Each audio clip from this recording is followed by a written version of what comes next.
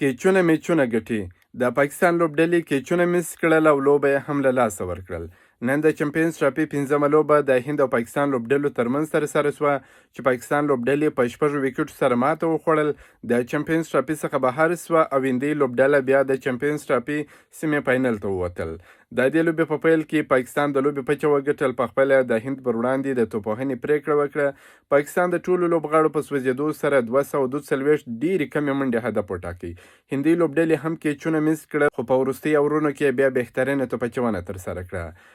هندي لوبډلې چې کله توپوهنه پیل کړل نو شبمن ګیل او ویرات کوهلي ډېر ښه روان وه. شبمن ګیل ځنې اوټ سو، ترڅنګ یې شریه زیر او ویرات کوهلي بهترینه توپوهنه نندارې ته وړاندې کړه. شریه زیر 50 ترلاسه کړه او ویرات کوهلي بیا 30 ترلاسه کړه چې ناټ اوټ هم پاتې سو. په وروستي بال باندې خپله 30 هم پوره کړل او خپله لوبډله هم بریا ته ورسول.